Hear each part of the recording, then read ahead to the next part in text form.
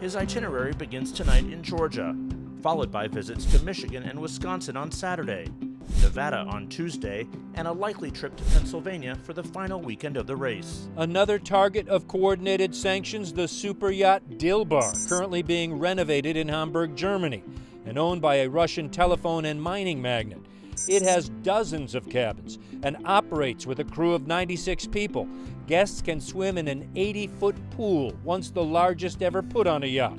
A CNN review from MarineTraffic.com found yachts have been reported to be owned by Russian oligarchs spread out across the world. Some were already on the move towards friendlier ports in anticipation of a worldwide crackdown. Instead, hundreds of cargo ships sitting idle at Chinese ports, waiting for goods to transport. But Flexport says eventually they're heading this way, potentially creating major traffic jams at U.S. ports again. But in recent months, it's expanded to cover the fake elector scheme in 7 battleground states. Calenda has painstakingly mapped out each mile of his 28-day journey, visiting the grave sites and families of Sergeant Adrian Hike, Specialist Jacob Lowell, Staff Sergeant Ryan Fritchie, Captain David Boris, and ending in Arlington National Cemetery for Major Tom Bostic. In a 2017 survey of how much of a state's budget goes to mental health care, the states that led the pack went Democratic in the 2020 presidential race, outpacing those that leaned Republican. In terms of the number of adults seeking care, low out-of-pocket cost, and providers per capita, another ranking found not one of those red states in the top 10. It potentially gives Republicans as many as 20 of the state's 28 districts, while dismantling the 5th district held by Democratic Congressman Al Lawson, dividing Jacksonville, the city with the largest black population in the state, into 2 Republican-leaning districts, and shifting the Orlando area 10th district, currently held by Congresswoman Val Demings, east towards whiter communities. Now, the summit that's supposed to focus on tackling immigration and reestablishing U.S. leadership is becoming more about the guest list as the White House defends its invitations. This freshman group of lawmakers will be historically diverse, with record-setting numbers of women, Latino members, and members who identify as LGBTQ. According to the Washington Post, this will be the youngest group of incoming House members in the last 7 freshman classes, with an average age of 46. That theory stems from Article 1, Section 4 of the Constitution, which says, "The times, places, and manner of holding elections for senators and representatives shall be prescribed by the legislature thereof." Launching cluster bombs, missiles that crack open in the air, flinging up to 70 smaller, powerful explosives in all directions.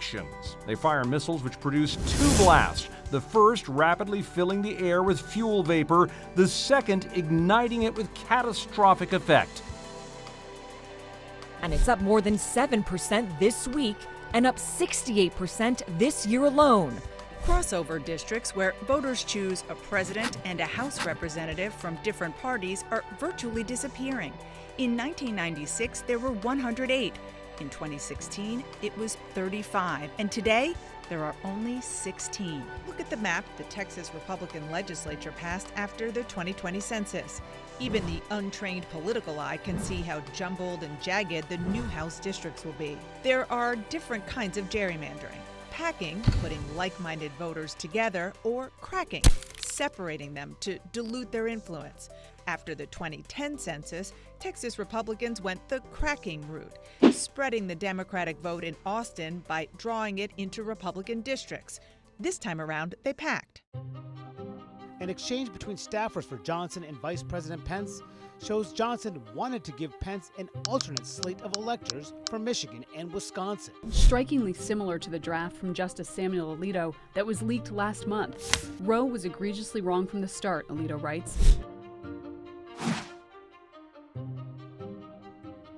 Dolan has expertise in Russian affairs and a longtime relationship with the Clintons, serving as an advisor to Hillary Clinton's 2008 presidential campaign, state chairman for both of Bill Clinton's presidential campaigns, and named to a State Department advisory post by the former president. A day after his 18th birthday, he bought a rifle, according to the local state senator. Next day, 375 rounds of ammunition.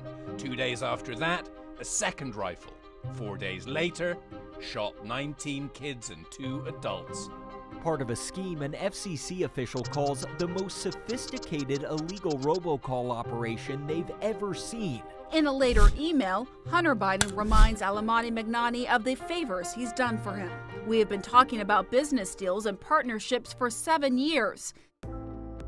And the economic impact of these big rigs is tremendous. You think about almost 72% of all goods in this country are moved by truck, and that has a real ripple effect. You're talking about $12.7 trillion of goods moved throughout this country by truck alone. It just made it very awkward, very tough time.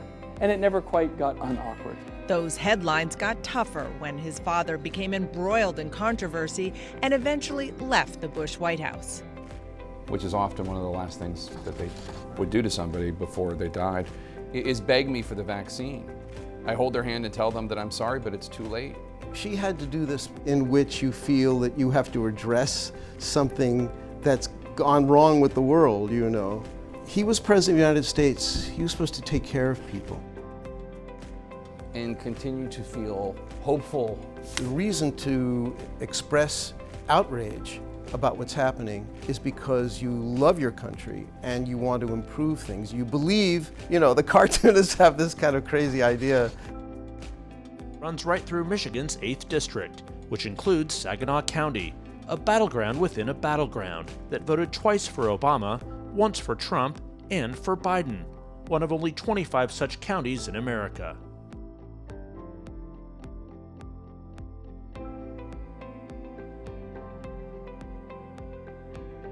You've Got a Friend became Taylor's first #1 hit and earned a Grammy for both artists in 1972, validation of their immediate musical connection.